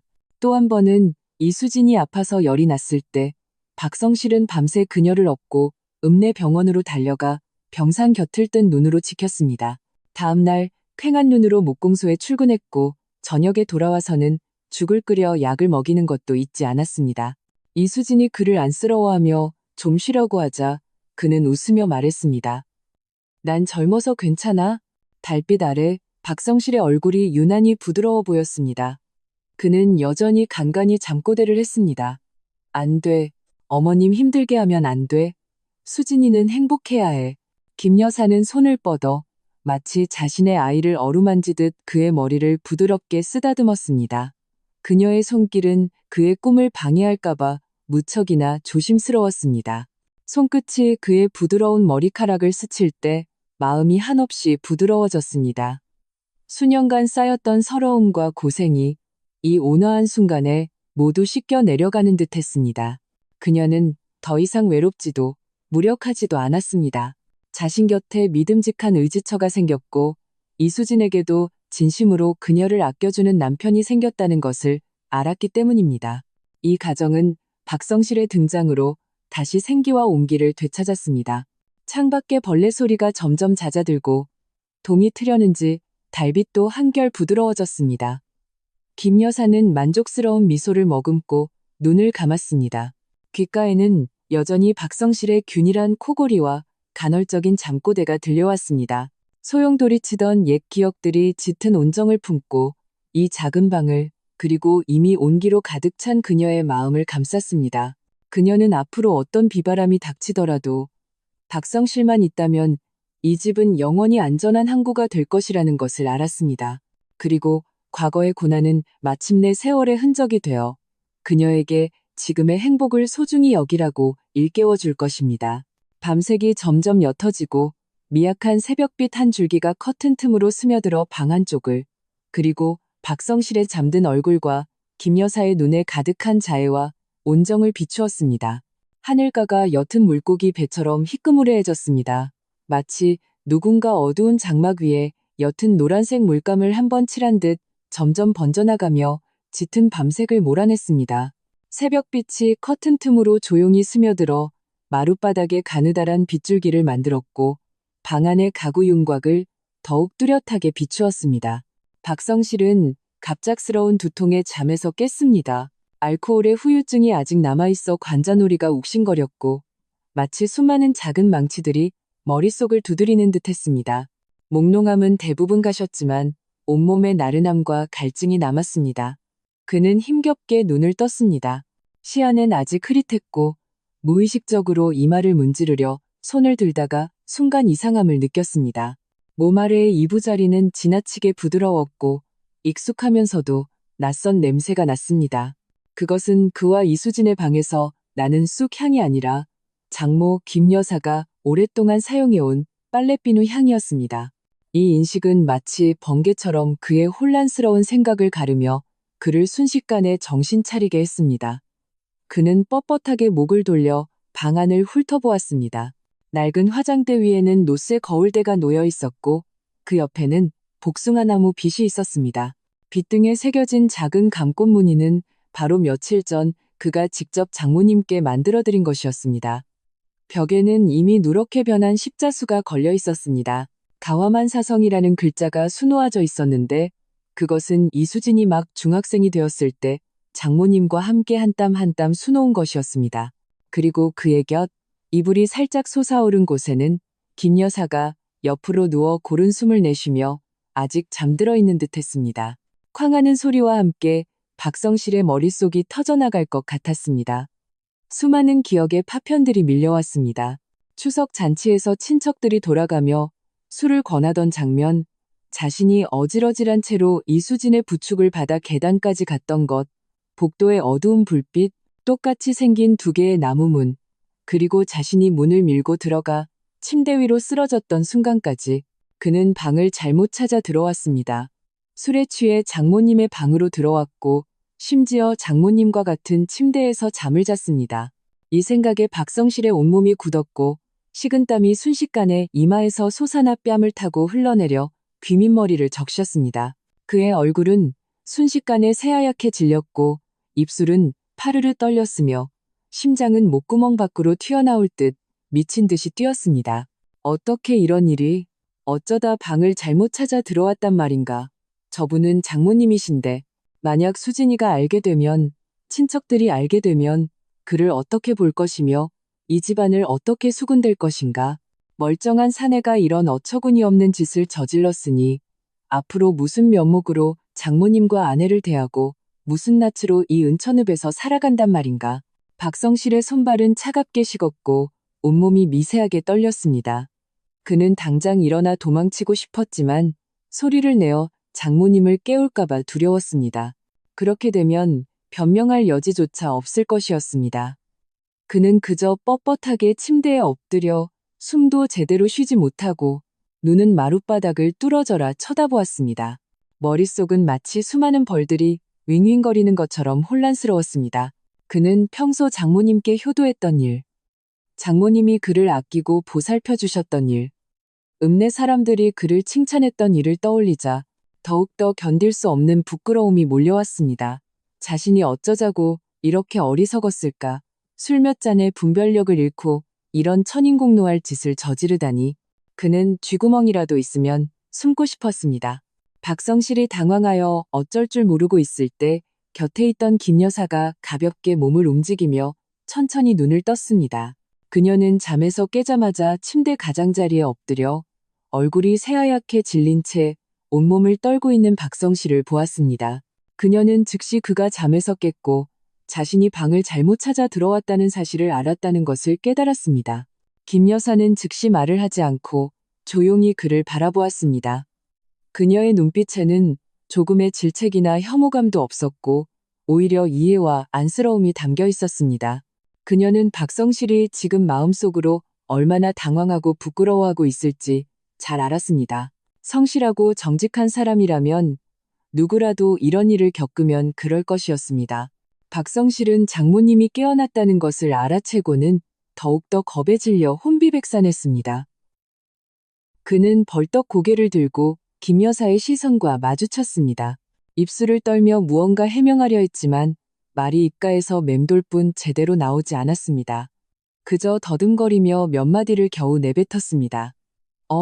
어머님, 저는 일부러 그런 게 아닙니다. 술에 취해서. 그의 목소리는 짙은 콧소리가 섞여 있었고 미세한 울음기도 느껴졌습니다. 얼굴은 터질 듯이 붉어졌고 고개를 더욱 깊이 숙여 이불 속에 얼굴을 파묻고 싶어 했습니다. 김 여사는 가볍게 한숨을 쉬며 손을 뻗어 박성실의 어깨를 토닥였습니다. 그녀의 목소리는 봄날의 속삭임처럼 부드러웠습니다. 박서방, 어미는 다 안다네. 자네가 일부러 그런 게 아니라는 걸. 그녀의 목소리는 무척이나 가벼웠지만 마치 따뜻한 온기처럼 순식간에 박성실의 마음속 혼란을 잠재웠습니다. 박성실은 잠시 멍하니 있다가 믿을 수 없다는 듯 고개를 들어 김 여사를 바라보았습니다. 그의 눈에는 의문이 가득했습니다. 그는 장모님이 자신을 꾸짖지는 않더라도 분명 서먹해질 것이라고 생각했습니다. 그런데 장모님이 이렇게나 평온하게 오히려 자신을 위로해 주다니. 어머님, 제가. 박성실이 무언가 더 말하려 했지만 김 여사가 말을 막았습니다. 이 바보 같은 아이. 김 여사의 입가에는 옅은 미소가 걸려 있었습니다. 어젯밤에는 친척들이 그렇게 많았고 다들 자네에게 술을 권하는데 자네는 또 성격이 너무 곧아서 거절도 못했잖나. 술에 취하는 것도 무리가 아니지. 이 복도는 어둡고 방문들은 또 다 똑같이 생겼으니 방을 잘못 찾아 들어온 것도 자네 탓이 아닐세. 그녀는 잠시 말을 멈췄다가 계속했습니다. 자네 마음이 지금 불편하고 부끄러운 거 다 안다. 하지만 이건 자네 잘못이 아니니 마음에 두지 말게. 우리는 다 한 가족 아닌가. 못 넘어갈 일 같은 건 없네? 자네가 마음에 두지 않고 이 어미가 마음에 두지 않으면 수진이도 아무렇지 않게 생각할 걸세. 김 여사의 말은 마치 안정제처럼 박성실의 미친 듯이 뛰던 심장을 점차 진정시켰습니다. 그는 장모님의 자애로운 눈빛과 온화한 말을 들으며 눈시울이 순간 뜨거워졌습니다. 방금 전까지만 해도 꾸중을 듣고 미움을 받을까봐 걱정했는데 장모님이 이렇게나 사려 깊게 자신을 나무라기는커녕 오히려 위로해주고 생각해줄 줄은 몰랐습니다. 어머님, 박성실의 목소리가 메었습니다. 그는 더 이상 감정을 억누를 수 없었고 눈물이 뺨을 타고 흘러내렸습니다. 죄송합니다, 어머님. 제가 어머님을 불편하게 해드렸습니다. 앞으로는 절대 이렇게 많이 마시지 않겠습니다. 이 바보 같은 아이, 울기는 왜 우나. 김 여사는 다시 그의 어깨를 토닥였습니다. 이미 지나간 일은 지나간 거니 다시는 꺼내지 말게. 자책하지도 말고 어미는 자네를 원망하지 않네. 어서 가서 세수하고 입 헹구게. 수진이가 벌써 아침밥 다 지었을 걸세. 그녀의 말투는 여전히 온화했고 눈빛에는 자애와 관용이 가득했습니다. 조금의 어색함이나 불편함도 없이 마치 어젯밤의 일은 전혀 언급할 가치도 없는 사소한 일인 것처럼 대했습니다. 박성실은 고개를 끄덕이고 얼굴에 눈물을 닦아내며 천천히 침대에서 일어났습니다. 그의 손발은 아직 조금 떨렸고 마음속의 부끄러움과 당황스러움은 아직 완전히 사라지지 않았지만 그보다 더 큰 것은 장모님에 대한 감사함이었습니다. 그는 장모님이 자신을 그리고 이 가정을 지키기 위해 이 일을 이렇게나 평온하게 대처해 주셨다는 것을 알았습니다. 그는 감히 장모님을 다시 쳐다보지 못하고 고개를 숙인 채 서둘러 방문으로 걸어가 문을 살짝 열었습니다. 복도는 이미 환해져 있었고 아침 햇살이 창문을 통해 들어와 계단의 모든 단을 비추고 있었습니다. 그는 심호흡을 하고 마음을 가다듬은 다음 조심스럽게 문을 닫고 자신의 방으로 서둘러 걸어갔습니다. 자신의 방으로 돌아온 박성실은 즉시 세면장으로 달려가 찬물로 세수했습니다. 차가운 물이 그를 완전히 정신 차리게 해주었습니다. 그는 거울에 비친 자신의 붉은 눈과 초라한 모습을 보며 앞으로는 절대 이렇게 많이 마시지 않고 다시는 이런 어처구니없는 짓을 저지르지 않겠다고 마음속으로 맹세했습니다. 그는 옷매무새를 가다듬고 마음을 진정시킨 다음 방문을 열고 아래층으로 내려갔습니다. 거실에서는 이수진이 이미 아침 식사를 준비하고 있었습니다. 박성실이 내려오는 것을 보고 웃으며 말했습니다. 성실 씨, 일어났어요? 어젯밤에 그렇게 많이 마셨는데 아직도 머리 아파요? 내가 해장국 끓여놨으니 어서 와서 좀 마셔요. 이수진의 미소는 여전히 밝았고 눈빛에는 걱정이 가득했지만 조금의 의심이나 이상한 기색도 없었습니다. 박성실은 아내의 미소를 보며 마음속으로 다시 한번 부끄러움을 느끼고 서둘러 고개를 끄덕이며 식탁으로 가앉아 해장국을 마시기 시작했습니다. 김 여사도 방에서 나왔습니다. 얼굴에는 평소와 같은 미소가 걸려 있었습니다. 그녀는 늘 하던 대로 박성실에게 만두 하나를 더 얹어주며 말했습니다.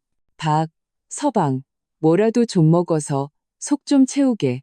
장모님과 아내의 온화한 미소를 보며 박성실의 마음은 완전히 놓였습니다. 그는 장모님의 말씀처럼 이 일은 이제 지나갔다는 것을 알았습니다. 하지만 그는 또한 이 일이 영원히 자신의 마음속에 남아 이 가정을 그리고 장모님과 아내의 관용과 사랑을 소중히 여겨야 한다는 것을 일깨워줄 것이라는 것도 알았습니다. 아침 햇살은 점점 더 밝아져 창문을 통해 거실 전체를 가득 채우며 이 가정에 따뜻한 금빛을 입혔습니다. 식탁에서 세 사람은 웃으며 이야기를 나누었고 분위기는 여전히 따뜻하고 화목했습니다.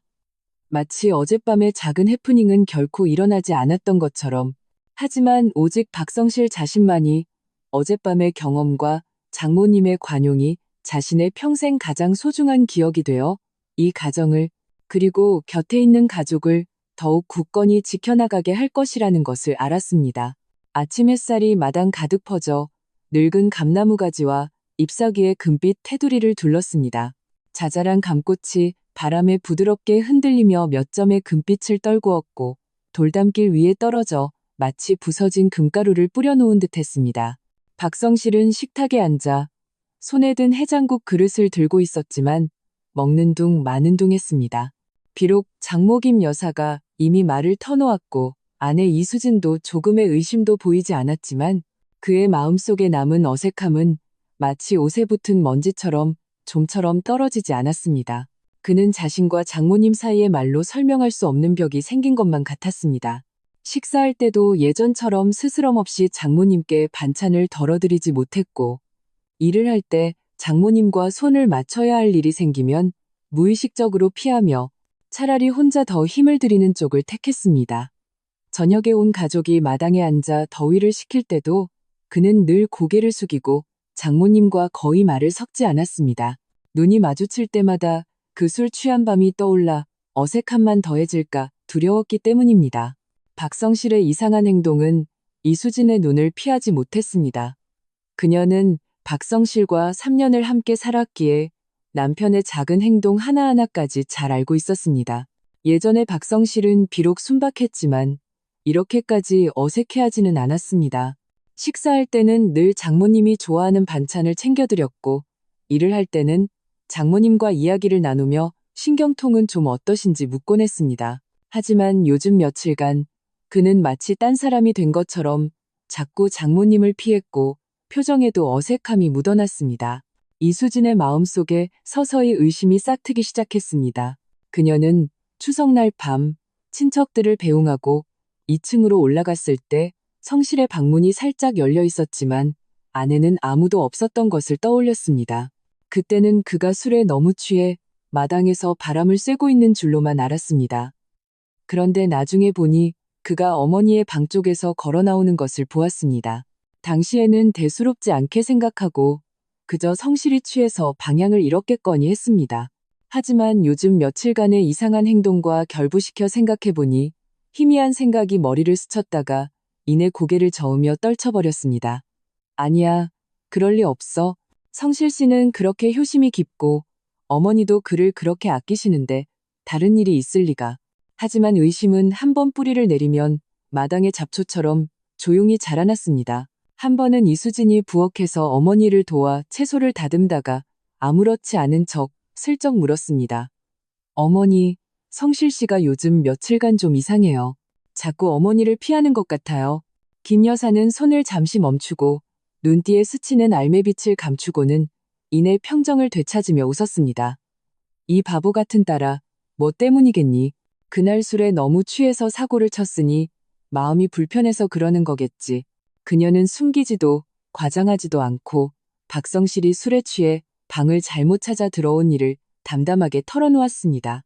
단지 젊은이 기운도 좋지라고 했던 세세한 부분은 빼고 그저 성실이 술에 너무 취해 문을 잘못 찾았고 자신은 그가 너무 피곤해 보여 차마 깨우지 못했다고만 말했습니다. 이수진은 이야기를 듣고 잠시 멍하니 있다가 이내 웃음을 터뜨렸습니다. 저는 또 무슨 큰일이라고 겨우 그거였어요? 성실 씨도 참 별것도 아닌 일에 그렇게 마음에 담아두고 있었네요. 그녀의 마음속 의심은 순식간에 눈 녹듯 사라졌고 오히려 남편이 너무 순진해서 작은 일 하나하나에 신경 쓰는 것이라고 생각했습니다. 김 여사는 딸이 안심하는 모습을 보고 마음이 놓였습니다. 그 사람이 너무 착실해서 나한테 미안한 마음에 그러는 걸게야. 네가 시간 날 때 잘 좀 타일러서 마음에 두지 말라고 해. 다 한 가족인데 어색하게 지낼 필요 없잖니. 이수진은 고개를 끄덕이고 그날 밤 바로 박성실과 이야기를 나누었습니다. 그녀는 침대 가에 앉아 박성실의 손을 잡고 웃으며 말했습니다. 성실 씨, 어머니한테 다 들었어요. 그날 술에 너무 취해서 방을 잘못 찾아 들어갔다면서요. 그게 모대수라고 그래요. 어머니도 괜찮다고 하시는데 왜 자꾸 어머니를 피해요? 박성실은 장모님이 이수진에게 먼저 그 이야기를 했을 줄은 몰랐기에 놀라움과 감사함에 얼굴이 순식간에 붉어졌습니다. 그는 머리를 극적이며 멋쩍게 말했습니다. 나는 그냥 좀 민망해서 어머님이 불편해하실까봐. 어머님이 불편하셨으면 저한테 그런 말씀을 하셨겠어요? 이수진은 그의 손을 토닥였습니다. 어머니가 그러시는데 당신이 너무 착실해서 그런 거라고. 앞으로 술 좀 적게 마시면 되는 거예요. 우리 가족끼리 이런 사소한 일로 서먹하게 지내지 말아요. 아내의 말을 듣고 박성실의 마음속에 있던 돌덩이가 마침내 내려앉았습니다. 그는 이수진의 믿음 어린 눈빛을 보며 힘껏 고개를 끄덕였습니다. 응, 알았어. 이제 다시는 어머님 피하지 않을게. 하지만 일은 거기서 끝나지 않았습니다. 은천읍은 작은 동네라 이웃 간에 오가며 마주치는 일이 많아 작은 일 하나도 금세 소문이 퍼졌습니다. 추석 잔치날 이씨댁 옆집에 살던 먼 친척 한 분이 한밤중에 화장실에 가다가 박성실이 술에 취해 비틀거리며 김 여사의 방으로 들어가는 것을 보았습니다. 비록 그 뒤의 일은 보지 못했지만 어딘가 석연치 않다고 생각했고 집에 돌아가 가족들에게 그 이야기를 했습니다. 소문은 날개가 달린 듯 금세 친척들 사이에 퍼져나갔습니다. 어떤 이는 박성실이 술주정이 심해 장모방까지 함부로 들어간다고 했고 어떤 이는 김 여사가 나이 들어 주책이라 사위를 용납한다고 했습니다. 또 어떤 이는 살을 붙여 다음날 아침 두 사람이 함께 나오는 것을 보았는데 분위기가 묘했다고까지 말했습니다. 이런 험담들은 마치 가는 바늘처럼 이 화목했던 가정에 조용히 파고들었습니다. 한 번은 이수진의 사촌 형수가 집에 놀러와 마당에 앉아 해바라기 씨를 까먹으며 아무렇지 않은 척 말했습니다. 수진아, 듣자 하니 추석날 밤에 성실이가 술에 너무 취해서 방을 잘못 찾아갔다며? 이수진의 얼굴에서 미소가 굳었습니다. 그녀는 이내 평정을 되찾고 말했습니다. 네, 형님. 너무 취해서 정신이 없어서 문을 잘못 찾았나 봐요. 별일 아니에요. 하지만 사촌 형수는 집요하게 눈을 찡긋하며 말했습니다. 문을 잘못 찾은 거야 뭐 그럴 수 있지? 근데 듣자 하니 그게 네 어머니 방이었다며? 성실이 그 사람 평소에는 참 착실해 보였는데 어떻게 그런 짓을 할 수가 있대? 내 어머니도 참 왜 깨우지 않으셨대? 그 말 속에 담긴 이간질의 의도는 바보가 아닌 이상 누구나 알 수 있었습니다. 이수진의 얼굴이 순식간에 굳어졌습니다. 그녀가 막 반박하려던 순간 김 여사가 방에서 잘라놓은 과일 한 접시를 들고 나왔습니다. 그녀는 웃으며 말했습니다. 형님, 그렇게 말씀하시면 안 되죠. 그날 박서방은 잔뜩 취해서 서 있기도 힘들어했는데 제가 깨웠다가 넘어지기라도 하면 어떡합니까? 다 한 가족인데 서로 돌보는 게 당연하지 무슨 할 말이 그렇게 많겠어요. 김 여사의 말투는 부드러우면서도 단호했고 반박할 수 없는 기세가 담겨 있었습니다. 사촌 형수는 그 말에 얼굴이 불그락푸르락해지며 멋쩍게 웃었습니다. 어머님, 저는 그냥 해본 소리예요. 다른 뜻은 없었어요. 그냥 해본 소리라도 안 됩니다. 김 여사는 과일을 상위에 놓았습니다. 박서방은 제가 지켜본 사람입니다. 그의 사람됨을 제가 잘 알아요. 착실하고 효심 깊고 예의 바른 사람입니다. 어떻게 도리에 어긋나는 짓을 하겠어요. 이런 말이 밖에 퍼지면 얼마나 안 좋겠습니까? 박서방의 명예뿐만 아니라 우리 이씨 집안의 명예도 깎이는 일입니다. 형님, 다 같은 친척인데 앞으로는 이런 말 다시는 하지 마세요. 사촌 형수는 할 말을 잃고 잠시 앉아 있다가 서둘러 자리를 떴습니다. 이수진은 어머니의 뒷모습을 보며 마음속으로 깊은 존경심을 느꼈습니다. 어머니, 역시 대단하세요. 몇 마디 말씀으로 그냥 보내버리셨네요. 김 여사는 웃었습니다. 저렇게 남의 말하기 좋아하는 사람한테는 단호하게 해야 해. 안 그러면 우리가 만만한 줄 알고 소문을 더 퍼뜨릴걸. 박성실은 그때 마당에서 장작을 패고 있었고 이 모든 것을 보고 들었습니다. 그는 마음속으로 감사함과 죄책감이 뒤섞였습니다. 자신의 편을 들어주고 명예를 지켜준 장모님께 감사했고 한순간의 실수로 장모님과 아내에게 이렇게 많은 골칫거리를 안겨준 자신에게 죄책감을 느꼈습니다. 그날 이후로 박성실은 더욱 부지런해졌습니다. 그는 매일 동이 트기 전에 일어나 마당을 깨끗이 청소하고 집안의 힘든 일을 모두 마쳤습니다. 출근해서는 평소보다 더 열심히 일하며 돈을 더 벌려고 애썼습니다. 저녁에 돌아오면 스스럼 없이 장모님의 다리를 주물러드리고 장모님과 아내와 이야기를 나누었습니다. 더 이상 피하지 않고 오히려 예전보다 더욱 가깝게 지냈습니다. 그는 자신의 행동으로 그 험담들에 맞섰습니다. 읍내 사람들은 박성실이 여전히 효심 깊고 성실한 것을, 김 여사와 이수진도 변함없이 그와 화목하게 지내는 것을 보고 그 소문들은 점점 설 자리를 잃고 더 이상 아무도 그 이야기를 꺼내지 않았습니다. 한 번은 박성실과 이수진이 읍내 시장에 갔다가 예전에 소문을 퍼뜨렸던 그 먼 친척을 만났습니다. 친척은 그들을 보자 눈길을 피했지만 박성실이 먼저 다가가 웃으며 인사했습니다. 아저씨, 장 보러 나오셨어요? 친척은 박성실이 먼저 말을 걸 줄 몰랐기에 잠시 놀라며 고개를 끄덕였습니다. 성실이도 장 보러 나왔구나. 네, 어머니 몸보신 해드릴 것 좀 사려고요. 박성실의 미소는 진심이었고 원망이나 불만은 조금도 없었습니다. 친척의 얼굴에 죄책감이 드러났습니다. 성실아, 지난번 일은 내가 잘못했다. 함부로 말을 해서 마음에 두지 말아라. 괜찮습니다, 아저씨. 다 지난 일인데요.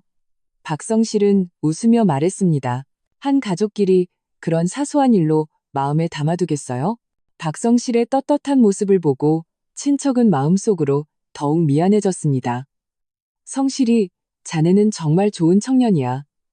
내가 어리석었네. 이 작은 풍파는 그렇게 김 여사의 지혜와 박성실의 대범함 아래 조용히 해결되었습니다. 마당의 감나무는 여전히 무성하게 자라 은은한 향기를 풍겼습니다. 이 가정은 작은 파도를 겪은 후 오히려 더욱 화목하고 견고해졌습니다. 박성실은 더 이상 예전의 어색함이나 불편함을 느끼지 않았습니다. 그와 장모님 사이는 예전처럼 친밀한 관계로 돌아왔고 심지어 예전보다 더욱 가까워졌습니다. 그는 장모님의 관용과 지혜가 이 가정의 평화를 그리고 자신의 존엄을 지켜주었다는 것을 알았습니다. 그리고 그가 할 수 있는 것은 평생의 효도와 사랑으로 장모님과 아내의 믿음과 관용에 보답하는 것이었습니다. 해가 서산으로 기울고 금빛 노을이 마당에 쏟아졌습니다. 세 식구는 감나무 아래 앉아 이런저런 이야기를 나누었습니다. 웃음소리가 마당을 넘어 멀리 퍼져나가며 은천읍의 저녁 어스름 속에서 유난히 따뜻하고 화목하게 들렸습니다. 예전의 험담들은 이미 이 따뜻한 가족애에 휩쓸려 흔적도 없이 사라졌습니다. 겨울이 가고 봄이 오자 은천읍의 돌담길은 겨울의 차가움을 벗고 봄볕에 따스하게 데워졌습니다. 마당의 늙은 감나무는 연두빛 쇠잎을 틔우고 미풍에 부드럽게 흔들리며 세월의 흐름을 이야기하는 듯했습니다. 그 술 취한 밤의 작은 풍파는 이미 시간의 흐름과 함께 세월의 강물에 가라앉았고 옅은 흔적만 남긴 채 이 가정의 정을 더욱 깊고 풍부하게 만들었습니다. 박성실은 더 이상 예전의 죄책감이나 어색함을 느끼지 않았습니다. 그와 김영옥 여사 사이는 예전처럼 친밀한 관계로 돌아왔고 심지어 예전보다 더욱 돈독해졌습니다. 매일 아침 그는 여전히 일찍 일어나 장작을 패고 물을 길어 마당을 청소한 다음 김이 모락모락 나는 누룽지를 식탁에 차려놓고 장모님과 아내가 세수를 마치고 앉는 것을 보고 나서야 안심하고 수저를 들었습니다. 저녁에 퇴근하면 그는 스스럼 없이 김 여사 곁에 앉아 다리를 주물러드리며 그녀가 들려주는 젊은 시절 이야기, 이수진의 어린 시절 재미있는 이야기를 들었습니다. 가끔은 자신이 목공소에서 겪은 새로운 일들을 털어놓기도 했는데 그 말투는 떳떳하고 자연스러웠습니다. 김영옥 여사도 박성실을 더욱 친아들처럼 대했습니다. 그녀는 그가 돼지갈비찜을 좋아하는 것을 기억하고 며칠에 한 번씩 살이 부드럽게 익도록 푹 쪄주었습니다. 그가 위가 좋지 않은 것을 알고는 늘 미리 위를 보호하는 누룽지를 끓여놓고 직접 담근 아삭한 무말랭이를 곁들여 주었습니다. 그의 옷이 해진 것을 보면 조용히 가져와 꿰매 주었는데 그 바느질 솜씨는 마치 자기 자식의 옷을 다루듯 섬세했습니다. 한 번은 박성실이 목공소에서 일하다가 실수로 톱에 손을 베었습니다. 상처가 깊어 피가 많이 났습니다. 김 여사는 이 소식을 듣고 마음이 아파 눈물을 글썽이며 집안에 있던 약초를 꺼내 조심스럽게 상처를 싸매주었습니다. 입으로는 계속 어쩌자고 이렇게 조심성이 없나? 일할 때 좀 천천히 하게. 빨리 하는 것만 생각하지 말고 몸이 제일 중요해라고 잔소리를 했습니다. 박성실은 장모님의 붉어진 눈시울을 보며 마음이 따뜻해져 웃으며 말했습니다. 어머님, 괜찮아요. 작은 상처라 며칠 지나면 나을 거예요. 하지만 김 여사는 여전히 마음이 놓이지 않아 매일 그의 상처를 확인하고 약을 갈아주었으며 특별히 토종닭 한 마리를 잡아 푹 고아 그의 몸보신을 시켜주었습니다. 이수진은 어머니와 남편이 화목하게 지내는 모습을 보며 마음속으로 깊은 안도감을 느꼈습니다. 이 가정은 피로 맺어지지 않은 이 특별한 정 때문에 유난히 따뜻했습니다. 어느 화창한 봄 주말 박성실은 온 가족이 읍내 뒷산으로 봄나들이를 가자고 제안했습니다. 김 여사와 이수진은 기쁘게 동의했습니다. 뒷산은 높지 않고 산길이 완만했으며 푸른 초목이 가득하고 공기는 흙과 꽃향기로 신선했습니다. 박성실은 김 여사가 힘들어할까봐 튼튼한 나뭇가지를 찾아 지팡이로 쓰시게 하고 길을 가는 내내 조심스럽게 그녀를 부축했습니다. 가파른 곳을 만나면 걸음을 늦추고 그녀가 따라오기를 끈기 있게 기다렸습니다. 산 중턱의 넓은 공터에 이르러 세 사람은 깨끗한 바위에 앉아 쉬었습니다. 김 여사는 멀리 펼쳐진 푸른 산과 가까이의 연두빛 초목을 바라보며 한숨 섞인 감탄을 했습니다.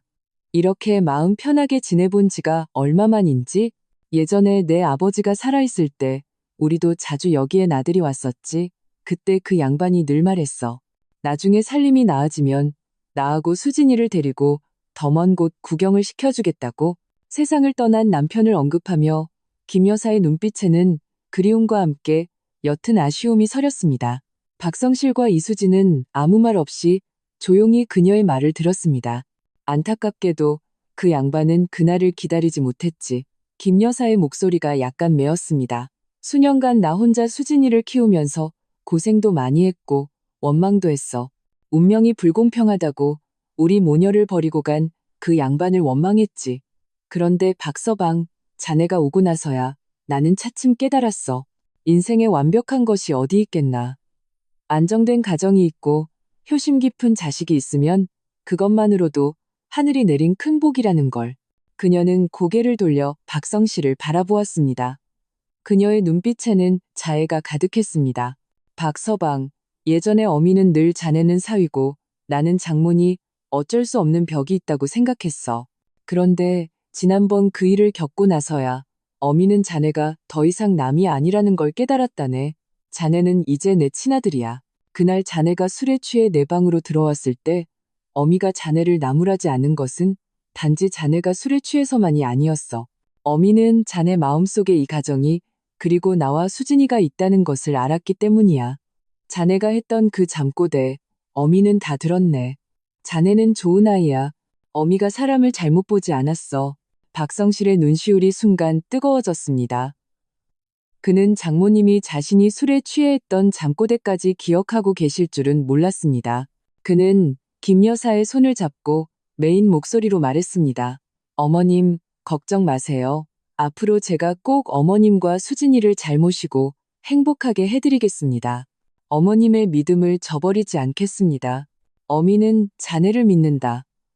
김 여사는 웃으며 고개를 끄덕였습니다. 눈가에 주름에 미소가 가득했습니다. 예전에 어미는 늘 내 아버지를 잊지 못하고 마음이 텅 빈 것 같았어. 그런데 지금 자네와 수진이가 잘 지내는 것을 보니 어미 마음도 편안해졌네. 내 아버지가 하늘에서 보고 있다면 우리 가족이 이렇게 화목하게 지내는 것을 보고 기뻐할 거야. 이수진은 어머니의 어깨에 기대 렴부주 눈물을 흘렸습니다. 어머니, 죄송해요. 예전에는 늘 걱정만 끼쳐드렸는데 앞으로는 성실 씨랑 제가 잘 효도해서 편안한 노후를 보내시게 해드릴게요. 이 바보 같은 딸아, 어미는 고생한 것 없다. 김 여사는 딸의 등을 부드럽게 토닥였습니다. 너희들이 행복한 것을 보면 어미는 무엇보다 기쁘단다. 햇살이 나무십 사이로 스며들어 세 사람 위에 따뜻하게 쏟아졌습니다. 멀리서 들려오는 새소리가 맑고 청아하여 이 따뜻한 가족의 정을 위한 반주 같았습니다. 그 순간 김 여사의 마음속에 있던 남편에 대한 집착과 과거에 대한 원망이 이 따뜻한 햇살 아래서 점차 녹아내렸습니다. 그녀는 자신이 마침내 과거를 내려놓고 박성실을 아들로 온전히 받아들였으며 이 가정이 진정으로 완전해졌다는 것을 알았습니다. 뒷산에서 돌아온 후 가족의 삶은 더욱 안정되고 화목해졌습니다. 박성실은 목공소에서 실력이 점점 늘어 사장님의 신임을 얻어 월급도 오르고 제자 몇 명을 두게 되었습니다. 이수진도 읍내 초등학교에서 기간제 교사 자리를 구해 매일 아이들과 함께하며 충실하고 즐거운 나날을 보냈습니다. 김 여사는 집에서 집안일을 돌보고 꽃을 가꾸고 닭을 키우며 가끔 이웃들과 담소를 나누는 한가롭고 편안한 삶을 보냈습니다. 어느덧 다시 가을이 되어 마당의 늙은 감나무에는 노란 감꽃이 가득 피어 그 향기가 온 마당을 채우고 심지어 동네 방까지 퍼져나갔습니다. 박성실과 이수진은 김 여사의 환갑 60세 생신을 성대하게 치러드려 기쁘게 해드리기로 상의했습니다. 그들은 보름 전부터 준비를 시작하여 친척과 친구들을 초대하고 생신떡과 케이크를 주문했으며 특별히 돼지 한 마리를 잡아 큰 잔치를 열 준비를 했습니다. 잔칫날 이시댁 마당은 사람들로 가득 찼습니다. 친척들은 팬팬 김 여사에게 축하 인사를 건네며 이렇게 효심 깊은 사위와 딸을 두어보기 많다고 칭찬했습니다. 김 여사는 새로 지은 남색 옷을 입고 얼굴에 행복한 미소를 띠며 손님들을 맞이하느라 분주했습니다. 박성실과 이수진은 옆에서 손님들에게 술을 따르고 음식을 나르며 얼굴에 미소가 가득했습니다. 술이 몇 순배 돌고 음식을 어느 정도 먹었을 때 외삼촌이 술잔을 들고 김 여사와 박성실을 향해 말했습니다. 누님, 박서방, 제가 한 잔 올리겠습니다. 누님, 만수무강하시고 박서방은 우리 이씨 집안의 좋은 사위이자 더 나아가 좋은 아들이네. 앞으로도 계속 누님께 효도하게나. 박성실은 일어나 술잔을 들고 김 여사를 바라보며 진심으로 말했습니다. 어머님, 생신 축하드립니다. 건강하게 오래오래 사세요. 아들이 앞으로 꼭 잘 효도해서 매일매일 즐겁게 해드리겠습니다. 김 여사는 박성실을 바라보며 눈에 흐뭇한 눈물이 가득 고였습니다. 그녀는 술잔을 들고 박성실과 잔을 부딪혔습니다. 고맙다, 내 아들아. 어미는 자네를 믿는다. 두 사람은 술을 단숨에 들이켰고 친척들은 펀펀 박수를 치며 환호했습니다. 마당의 분위기는 최고조에 달했습니다. 잔치가 끝나고 친척들이 점차 돌아가자 마당은 다시 평온을 되찾았습니다. 박성실과 이수진은 그릇을 치웠고 김 여사는 마당의 감나무 아래 앉아 가득 핀 감꽃을 바라보며 만족스러운 미소를 지었습니다. 달빛이 내려와 그녀에게 부드러운 빛을 입혀 유난히 자애로워 보였습니다. 박성실은 그릇을 다 치우고 김 여사 곁에 와 앉아 따뜻한 차 한 잔을 건넸습니다. 어머님 피곤하시죠? 차 한 잔 드시고 좀 쉬세요. 김 여사는 찻잔을 받아 한 모금 마시고는 말했습니다. 안 피곤해. 오늘 기분이 좋아서. 박서방 이렇게 성대한 잔치를 열어줘서 고맙다네. 어머님, 다 저희가 마땅히 해야 할 일인걸요?